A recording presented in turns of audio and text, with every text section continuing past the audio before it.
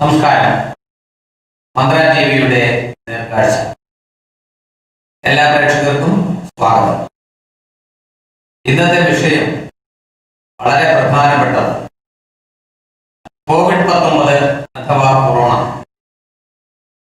അതിന്റെ സാമൂഹ്യ വ്യാപനത്തെ കുറിച്ച്, സാമൂഹ്യ വ്യാപനം ഉണ്ടാകുവാൻ സാധ്യതയുണ്ട് എന്നുള്ളതിനെ കുറിച്ച് ഇതിനു മുമ്പ് 2 എപ്പിസോഡുകളിലായിട്ട് മുന്നറിയിപ്പ് മന്ത്ര ടിവി നൽകിയിട്ടുള്ളതാണ്.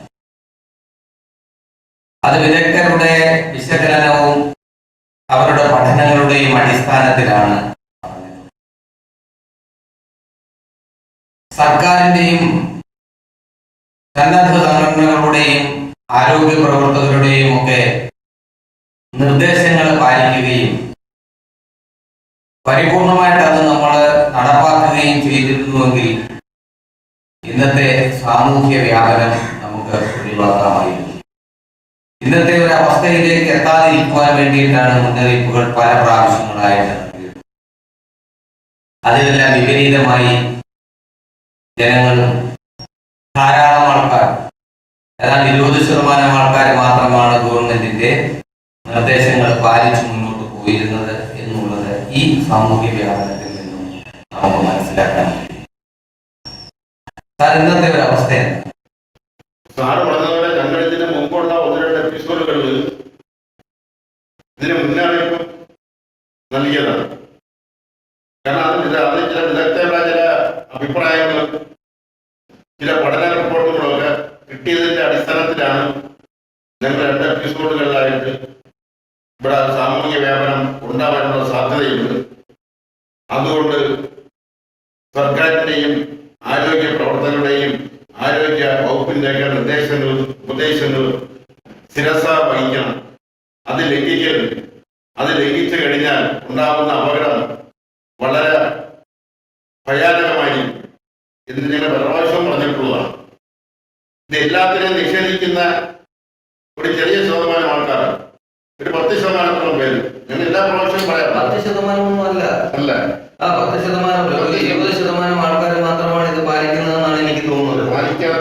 പാലിക്കാത്തവർ 80% ഉണ്ടെന്നാണ് തോന്നുന്നത്. ഇല്ല, 80% ഇത്രയും വേഗം നീ ഒരു വ്യാപനത്തിലേക്ക് എത്താനുള്ള അത്രയും വേഗതയിൽ ഇത് വ്യാപനത്തിൽ എത്താനുള്ള കാര്യം എന്ന് പറയുന്നത് എന്റെ ഒരു കാഴ്ചപ്പാടില് ഈ ലോക്ക്ഡൌണിൽ ഇളവുകൾ പ്രഖ്യാപിച്ചപ്പോഴത്തേന് അവരത് ദുരുപയോഗം ചെയ്തിട്ടുള്ളൂ. സർക്കാരിനെ സംബന്ധിച്ചിടത്തോളം സർക്കാരിന്റെ നിലനിൽപ്പിന് ലോക്ക്ഡൌണുകൾ പൂർണ്ണമായിട്ട് സ്ട്രിക്റ്റാക്കി കൊണ്ടുപോകാൻ കഴിയില്ല. അതൊരു വസ്തുതയാണ്. അപ്പൊ അതിന് അല്പം ഇളവുകൾ കൊടുത്തപ്പോൾ ആ ഇളവുകൾ ശിരസാവഹിക്കുന്നതിന് പകരം ഈ ഇളവുകളെ ദുരുപയോഗം ചെയ്തു എന്നുള്ളത് ഒരു സത്യമാണ്. റോഡിലും അതുപോലെ തന്നെ മറ്റേ സൂപ്പർ മാർക്കറ്റുകളിലും അതുപോലെ തന്നെ ഈ ഹൈടെക് സൂപ്പർ മാർക്കറ്റിലൊക്കെ ഈ മുമ്പത്തെ പോലെ ആളുകൾ വരാനും പോകാനും പോകാൻ അവിടെയൊന്നും സാമൂഹിക അകലം പാലിച്ചില്ല. വളരെ ഉത്തരവാദിത്തപ്പെട്ടവർ പോലും സാമൂഹിക അകലം പാലിക്കുന്നില്ല എന്നുള്ളതാണ് ഇവിടെ യാഥാർത്ഥ്യം.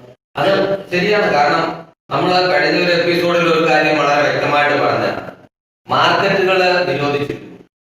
മാർക്കറ്റുകൾ നിരോധിച്ചു കഴിഞ്ഞപ്പോഴത്തേന് അവിടുത്തെ വാണിഭക്കാർ, കച്ചവടക്കാർ റോഡിലേക്ക് ഇറങ്ങി നിന്നിട്ട് റോഡിലേക്ക് കച്ചവടം നടത്തും. ഒരു വണ്ടി പോയാൽ പോലും പോകാൻ സാധ്യതയില്ല. കാരണം അത്രയും തിക്കും തിരക്കുമാണ്.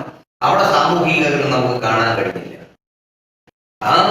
അതുകൊണ്ട് ഇത് റോഡിലുള്ള കച്ചവടം മാറ്റി മാർക്കറ്റുകളിൽ തന്നെ ആക്കുന്നതായിരിക്കും നല്ലത്.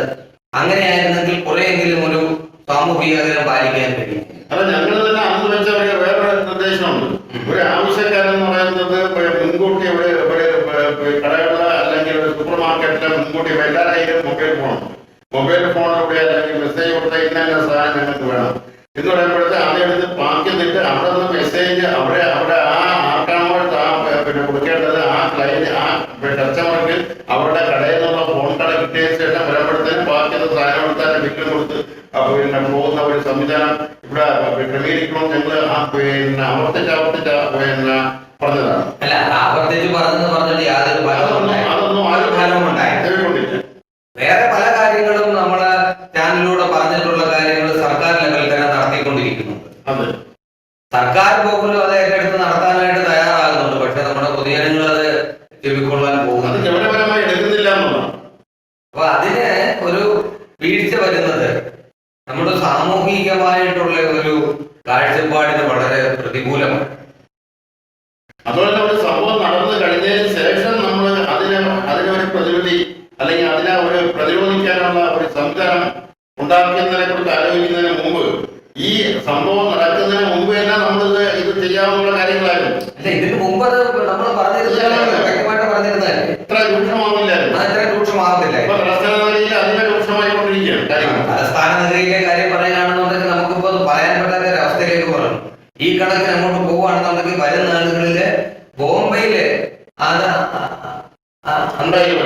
അന്തേരിയിലുണ്ടായ ആ ഒരു സാമൂഹ്യ വ്യാപനത്തിന്റെ മട്ടിലേക്ക് മാറുന്നതിന് വലിയ കാലതാമസമൊന്നും വേണ്ട. ഇവിടെ തന്നെ തിരുവനന്തപുരത്തെ സാഫല്യം കോംപ്ലക്സിലുള്ള ഒരു ആസാം സ്വദേശിയായിട്ടുള്ള ഒരു പയ്യനെ ഈ കോവിഡ് പോസിറ്റീവ്. അപ്പൊ അവിടെ വന്നിരിക്കുന്ന ആൾക്കാർ ആരൊക്കെയാണ്? കണ്ടുപിടിക്കാൻ ബുദ്ധിമുട്ടാണ്. ഏറ്റവും കൂടുതൽ സ്ത്രീകളാണ് ആ കടകൾ വന്നിട്ടുള്ളതിന്റെ അകത്ത് ഈ പയ്യൻ നിന്ന ഈ ഒരാള് നിന്ന് ജോലി ചെയ്ത കടകളിൽ എത്ര പേര് വന്നിട്ടുണ്ടാവും? കണ്ടുപിടിക്കാൻ വലിയ ബുദ്ധിമുട്ടാണ്. അപ്പൊ അവരുമായിട്ട് സഹകരിച്ചിട്ടുള്ളതിന്റെ അകത്ത് ഒരു 10% പേർക്കെങ്കിലും ഈ രോഗം പകർന്നിട്ടുണ്ടെങ്കിൽ ഈ ഏകദേശം തിരുവനന്തപുരത്തിന്റെ ഒരു പടിഞ്ഞാറൻ മേഖലയും ഈ കിഴക്കൻ മേഖല, വടക്കൻ മേഖല, ഈ പറയുന്ന മേഖലകളിൽ ധാരാളം ആൾക്കാർ വരുന്ന ഒരു സ്ഥലമാണ് ഈ സാഫല്യം കോംപ്ലക്സ്. അതുപോലെ തന്നെ അവിടുത്തെ ആയുർവേദ കോളേജിന്റെ താഴെയുള്ള പോത്തീസ് അവിടെ ഈ ജനങ്ങൾ തിക്കിത്തിരക്കി ചെല്ലാന്ന് പറയുന്നു. അത് കോർപ്പറേഷൻ നേരത്തെ വന്ന് അടപ്പിക്കേണ്ടി വന്നു. അതുപോലെ തന്നെ രാമേന്ദ്രൻ ടെക്സ്റ്റൈൽസില് ഇവിടെ തമിഴ്നാട്ടിൽ നിന്നും ആൾക്കാരെ കൊണ്ടുവന്ന് അവിടെ ജോലിക്ക് വേണ്ടിയിട്ട് കൊണ്ടുവന്ന് യാതൊരു പരിശോധനയില്ലാതെ അവിടെ കൊണ്ടുവന്നിട്ട് അവിടെ നിർത്തി ജോലി ചെയ്യിപ്പിച്ചപ്പോൾ അവിടെ എത്ര പേര് കയറിയിറങ്ങി. അപ്പൊ ഇവരുടെ ഒക്കെ കയ്യിൽ നിന്ന് ചെറിയ ഒരു ആശ്വാസം കൊടുത്തപ്പോൾ അതിനെയെല്ലാം മിസ്യൂസ് ചെയ്യാൻ തുടങ്ങിയിട്ടുള്ള ആൾക്കാര് അവർക്ക് മനസ്സിലാക്കുവാൻ വേണ്ടിയിട്ടാണ് നമ്മളിപ്പോഴും ഈ കാര്യങ്ങളൊക്കെ പറയുന്നത്. ഇപ്പോഴത്തെ അവസ്ഥ എന്ന് പറഞ്ഞാൽ തിരുവനന്തപുരത്തെ സംബന്ധിച്ചിടത്തോളമാണെങ്കിലും അതുപോലെ തന്നെ കേരളത്തിന്റെ വലിയ സിറ്റികളിലെല്ലാം വളരെ പ്രയാസമുള്ള ഒരു സാഹചര്യം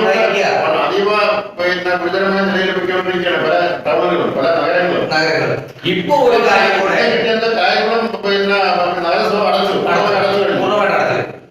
ഇപ്പൊ അതുകൊണ്ട് ഇനിയിപ്പോ നമുക്ക് പറയാനുള്ളത്, മദ്രാസ് ടിവിക്ക് പറയാനുള്ളത്, ദൈവത്തെ ഓർത്ത് ഗ്രാമങ്ങളിലേക്കെങ്കിലും ഈ രോഗം കൊണ്ടുകൊടുക്കാനായിട്ട് ആരും മുതിരരുത്. അതേ അർത്ഥത്തിൽ തന്നെ ഉൾക്കൊള്ളുകയും നമ്മൾ അതനുസരിച്ച് ജീവിത ക്രമീകരണങ്ങൾ വരുത്തുകയും വേണം. അനാവശ്യമായിട്ട് റോഡ് ഇറങ്ങുക, വൈകുന്നേരങ്ങളിൽ ഷോപ്പിങ്ങുകൾ അല്ല, അനാവശ്യമായിട്ട് ഇറങ്ങുക എന്നുള്ളതല്ല, വളരെ അത്യാവശ്യമായിട്ടുള്ള കാര്യങ്ങൾ മാത്രമേ അത് ഒരു വീട്ടിൽ നിന്ന് ഒരാൾ മാത്രം ഇറങ്ങി എന്തെങ്കിലും കാര്യങ്ങൾ വാങ്ങുകയോ എടുക്കുകയോ ചെയ്യുന്ന ഒരു അവസ്ഥയായിരിക്കും നല്ലത്. ഒരു ഫുൾ ലോക്ക്ഡൌൺ വരുന്ന സമയത്ത് നമ്മൾ എങ്ങനെയാണോ ജീവിക്കുന്നത് ആ രീതിയിൽ ഇപ്പോൾ ജീവിക്കുകയാണെന്നുണ്ടെങ്കിൽ നമ്മളുടെ വീടുകളിലേക്ക് ഈ രോഗം വരാതിരിക്കാൻ നോക്കാം. അങ്ങനെ ഓരോരുത്തരും നോക്കിക്കഴിഞ്ഞാൽ സമൂഹത്തിനൊരു നേട്ടം ഉണ്ടാവും. അതാണ് ഇപ്പൊ ഏറ്റവും നല്ല മാർഗം. ഒന്നാമത്തെ കാര്യം, ഇതിനിപ്പോ വാക്സിൻ കണ്ടുപിടിച്ചിട്ടുണ്ട് എന്ന് പറയുന്നു.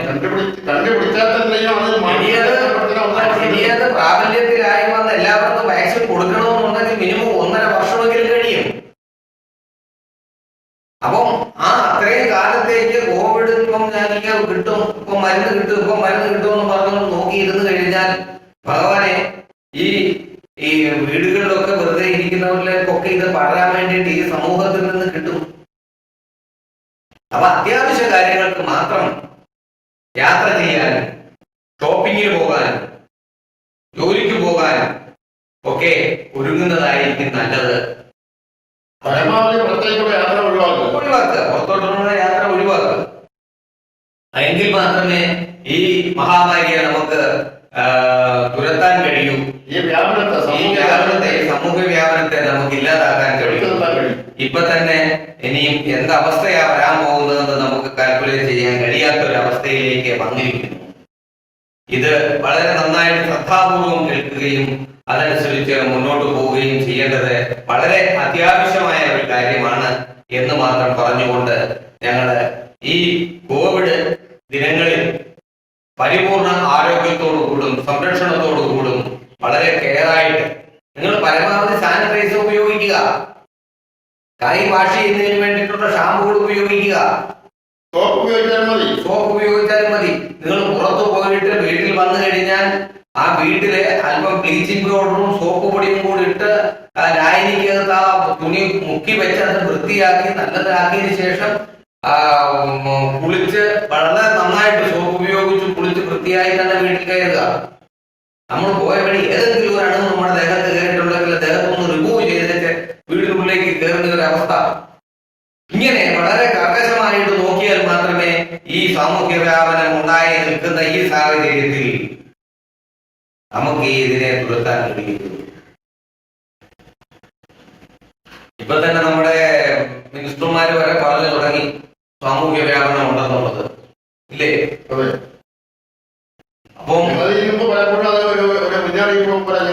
പറഞ്ഞിട്ടുണ്ട്, നമ്മുടെ മുന്നറിയിപ്പ് പോലെ നമ്മൾ പറഞ്ഞിട്ടുണ്ട്.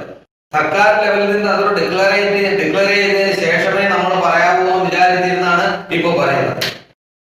അപ്പൊ സാമൂഹ്യ വ്യാപനം ഉണ്ടാകാനായിട്ട് സാഹചര്യങ്ങൾ ഉണ്ടാക്കാതെ ഇനി അത് ഉയർന്നു വരുന്നത് രീതിയിലേക്ക് വരാതിരിക്കാൻ വേണ്ടി നാം ഓരോരുത്തരും കടമപ്പെട്ടവരാണെന്നുള്ള ഒരു ബോധം നമുക്ക് ഉണ്ടാവണം എന്ന് മാത്രം പറഞ്ഞുകൊണ്ട് ഇന്നത്തെ ഈ എപ്പിസോഡ് ഇവിടെ പൂർണ്ണമാകുന്നു. നന്ദി, നമസ്കാരം.